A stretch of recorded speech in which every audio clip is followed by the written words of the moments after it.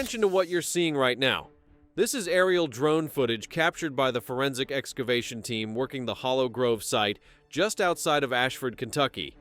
Look at what's coming out of the ground. That's not one skeleton. That's not even close. See the way the bones spread outward like wings?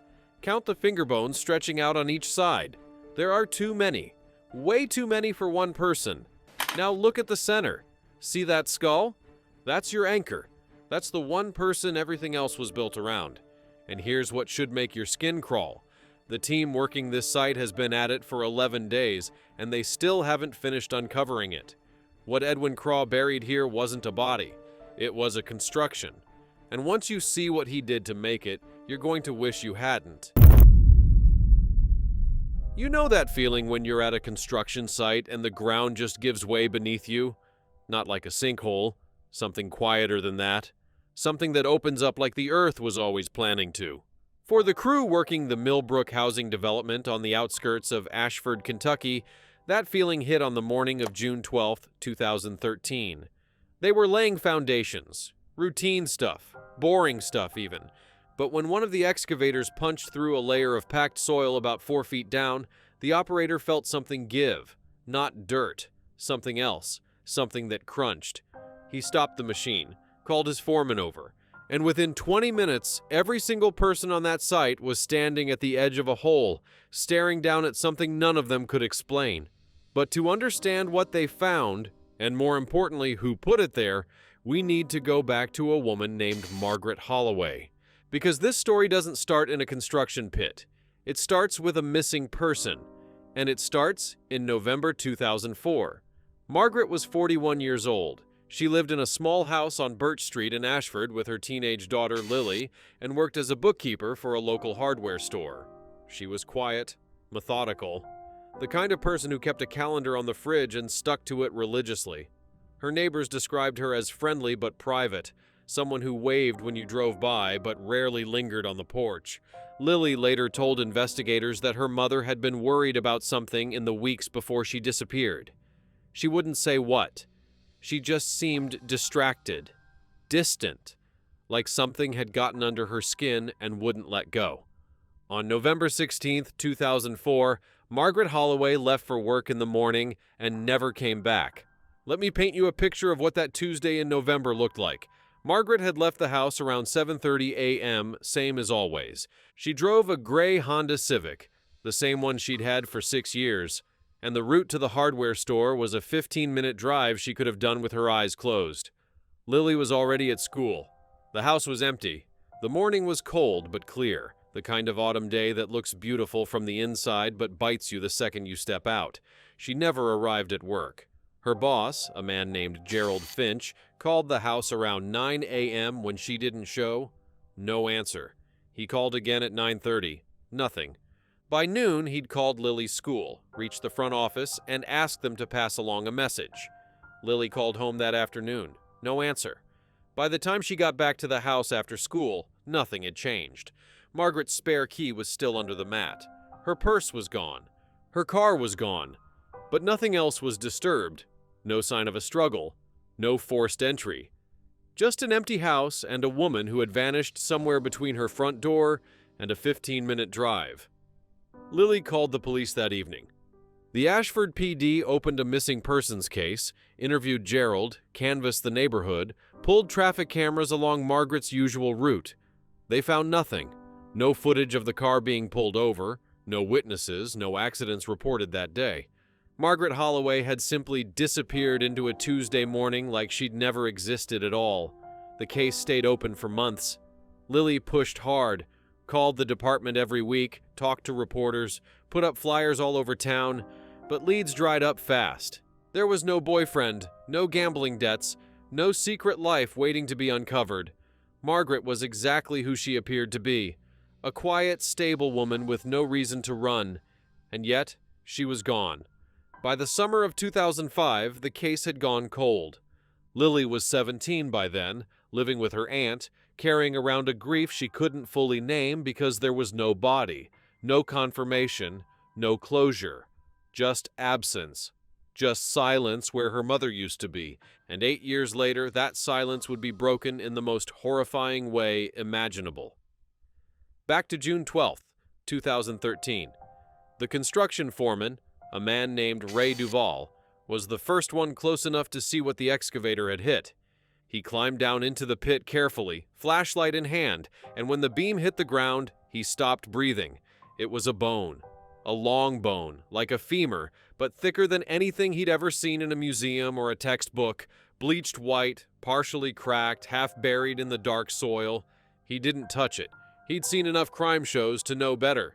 He climbed back up, pulled out his phone, and called 911. The Ashford County Sheriff's Department responded within the hour. By the end of that day, the entire construction site was cordoned off with crime scene tape, and a forensic team from the state lab had been called in. They began the excavation carefully, methodically, brushing away layers of earth with trowels and small brushes, the way archaeologists do when they're afraid of destroying what they're about to find. And what they found over the course of the next 11 days made seasoned forensic technicians go home at night and lie awake staring at the ceiling. It was a skeleton, but not a skeleton. Not really. It was too big. Grotesquely, impossibly big. The torso alone, from the base of the ribcage to the pelvis, stretched nearly 5 feet. The skull was human, undeniably so, but the proportions were wrong. The jaw was too wide, the eye sockets too deep, and the arms. God, the arms. They didn't just extend outward from the shoulders the way a normal body would if it were laid flat. They spread, wide, like wings. Each arm was composed of dozens of bones, too many bones, layered and wired together, finger bones fanning outward at the tips in long, delicate rows that tapered to points. The entire wingspan, from the tip of one set of fingers to the other, measured just over 14 feet. The lead forensic technician, a woman named Dr. Elaine Marsh, stood at the edge of the excavation pit on day 6 and said something to her assistant that would later end up in every news report about the case. She said, "Someone built this. Not buried it. Built it." Because that's exactly what had happened. The skeleton wasn't one person. DNA analysis would eventually confirm that the remains came from at least 8 different individuals. Bones had been removed from other bodies, cleaned, shaped, and fitted together with surgical precision. The wingspan, those long fanning finger bones, were assembled from the hands of at least 4 separate people. The oversized ribcage had been augmented with additional ribs, carved and reshaped to create a barrel chest that no living human had ever possessed. And everything, every single bone, had been arranged facing east, laid out in a formation so deliberate, so careful, that it couldn't have been anything other than intentional. Someone had spent months on this, maybe longer. The discovery at Hollow Grove, as the media had quickly dubbed the site, sent shockwaves through Ashford and well beyond. Within a week, the story had gone national. Cable news trucks lined the road outside the construction site. True crime blogs exploded with theories, and somewhere in the back of a file cabinet at the Ashford County Sheriff's Department, an old case file was quietly being pulled from storage. Detective Sarah Malone was the one who pulled it. Malone was 46, 15 years on the force, the kind of investigator who didn't let things go. She'd actually worked the Margaret Holloway case back in 2004, fresh out of detective training, and it had been one of the first cold cases she'd ever carried. She remembered Margaret, remembered Lily, the scared teenager who'd come into the station with hollow eyes and wouldn't stop asking when they were going to find her mom. Malone had felt like she'd failed that girl. And when the Hollow Grove remains started coming in and the lab flagged the DNA as belonging to multiple individuals, Malone made a quiet decision. She was going to find out who did this. Her first lead came not from the bones themselves, but from the land. The construction site sat on a parcel of property that had changed hands several times over the years. Malone pulled the property records and traced the ownership backward. In 2006, the land had been sold by a man named Edwin Craw to a real estate developer for a price that was, by all accounts, suspiciously low. Craw had owned the property for about 5 years before that, having purchased it in 2001. And here's where it got interesting. Edwin Craw had worked for the Ashford County Medical Examiner's Office during that exact same window, 2001 to 2006. A man with access to dead bodies who owned a private piece of land, who sold that land for almost nothing right around the time he left his job. Malone didn't believe in coincidence. Not like this. She pulled Craw's personnel file. The language in his termination paperwork was careful, bureaucratic, deliberately vague.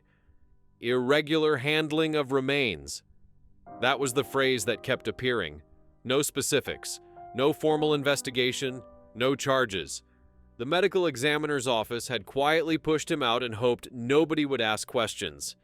And for 7 years, nobody did. Malone started making calls, tracked Craw through a patchwork of tax records, old utility bills, and a single speeding ticket issued in Cookeville, Tennessee in 2011. He was living under a different name, a man called Edward Marsh, which Malone found darkly amusing given that the lead forensic tech at Hollow Grove shared the same last name. Coincidence, she told herself. Probably. She drove to Tennessee alone on a Saturday in late June, found the cabin, knocked on the door. Edwin Craw answered on the third knock. He was 63 years old by then, thin, pale, wire-rimmed glasses that made him look more like a librarian than a man who had spent years cutting into corpses for a living. He looked at Malone's badge, looked at her face, and said nothing for a long time. Then, he stepped aside and let her in. The cabin was small but immaculate. Books everywhere, shelves of them, stacked on the floor, piled on tables. Malone's eyes scanned the spines as Craw led her to the kitchen.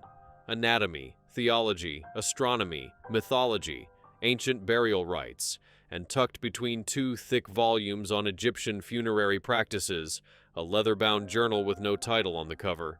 Craw made coffee, sat down across from her, and without Malone having to ask a single question, he started talking. He called them the resurrection trials. He'd been thinking about it for years before he started, he said. Long before Ashford. Long before the medical examiner's office. He'd grown up in a household where death was treated as a doorway, not an ending. His grandmother had told him stories, old ones from a tradition he wouldn't fully name, about the body as a vessel.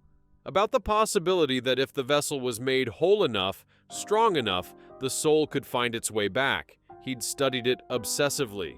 Anatomy, astrophysics, ancient ritual, all of it layered together into something he believed was a genuine formula.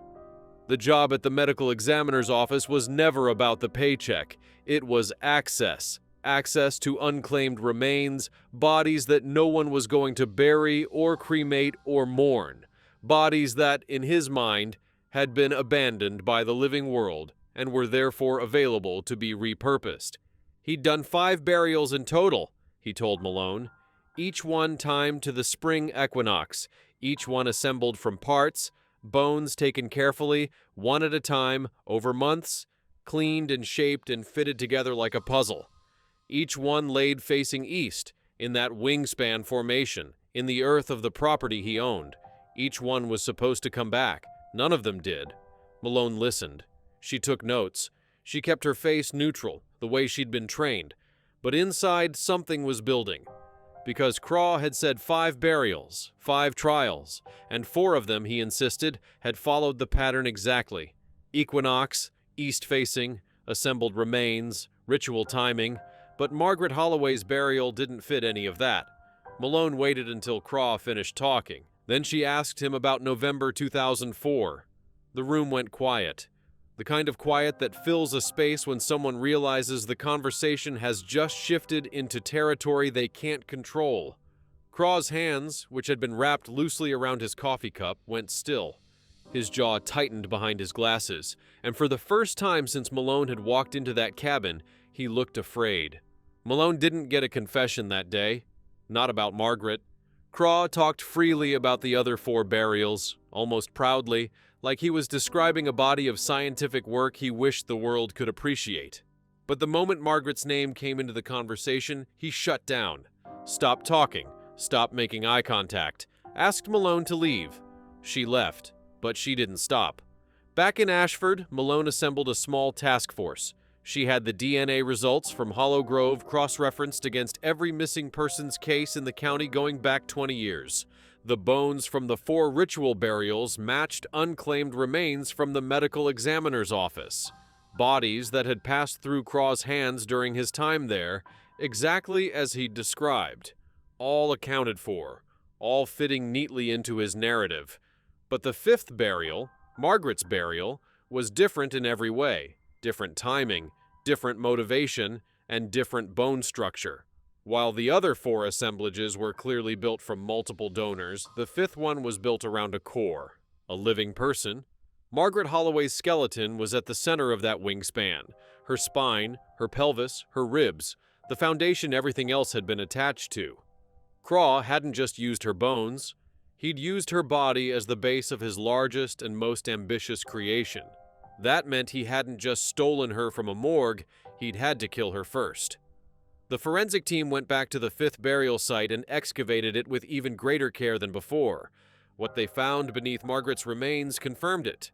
Buried alongside her, wrapped in a piece of rotted canvas, was a surgical kit. Scalpels, bone saws, clamps, all of it professional grade, all of it consistent with the kind of tools Craw would have had access to through his work at the medical examiner's office.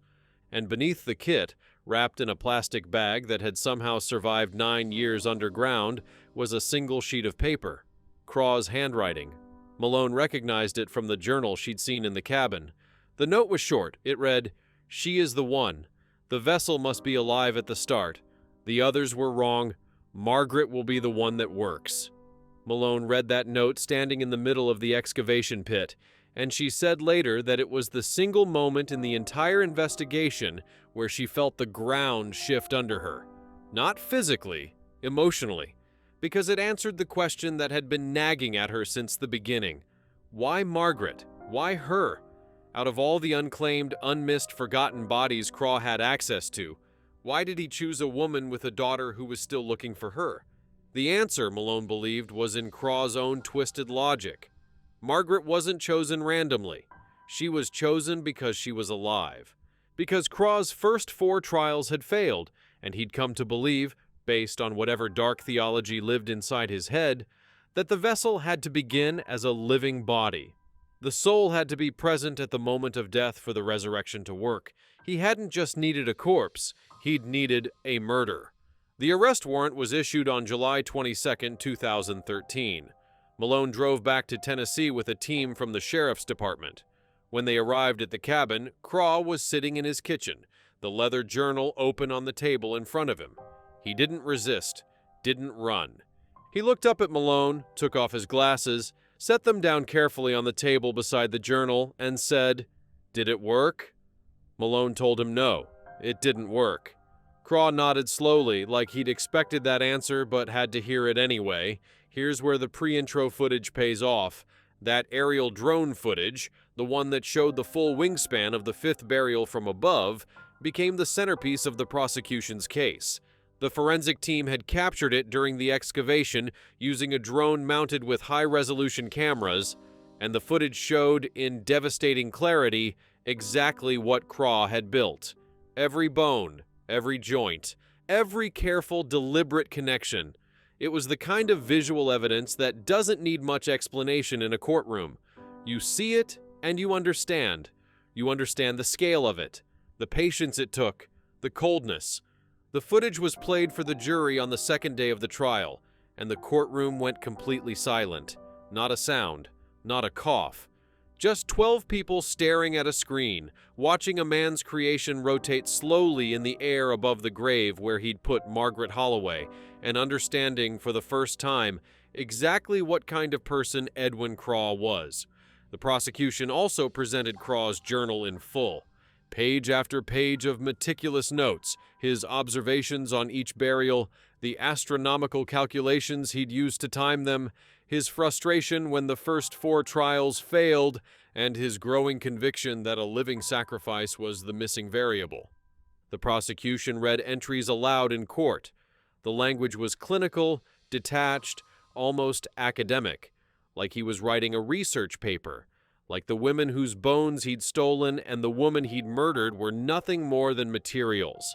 The defense tried to argue insanity, that Craw was delusional, that he genuinely believed in what he was doing, that he lacked the mental capacity to understand that murder was wrong. The prosecution's psychiatrist dismantled that argument methodically. Craw knew exactly what he was doing. He knew murder was illegal. He knew stealing remains was illegal. He hid the evidence. He sold the land. He changed his name. Every single action he took after the burials demonstrated a clear, rational understanding that what he'd done was a crime and that he needed to cover it up. Belief in the supernatural doesn't erase the capacity for rational thought, and Edwin Craw was, by every clinical measure, fully rational. The jury deliberated for less than 4 hours.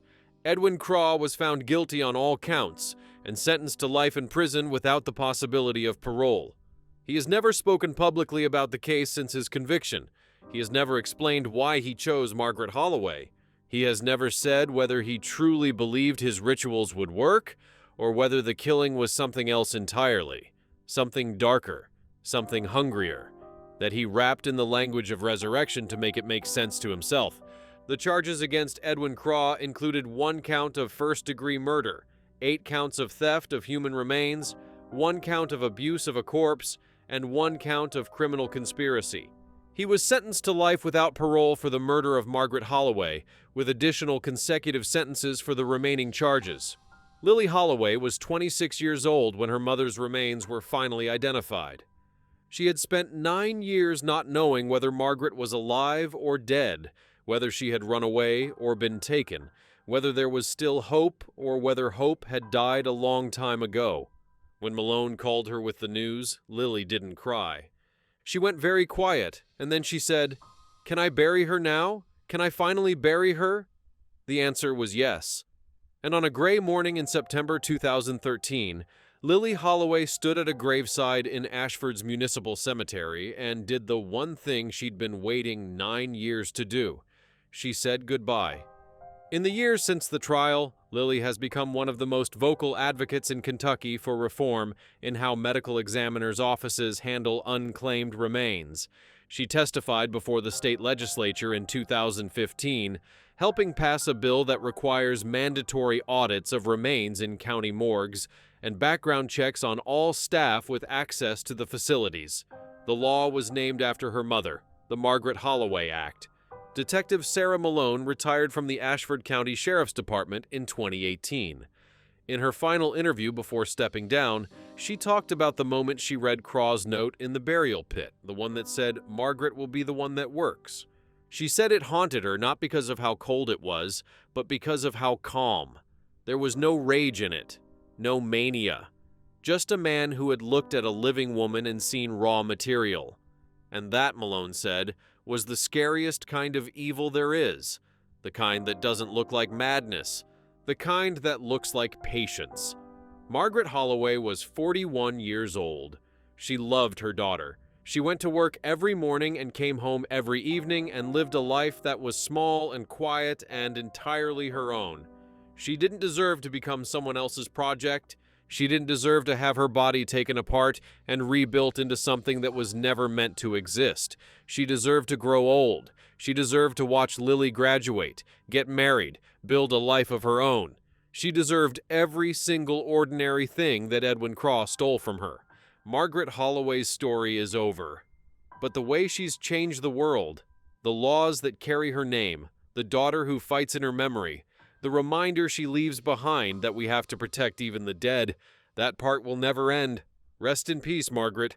You are not forgotten.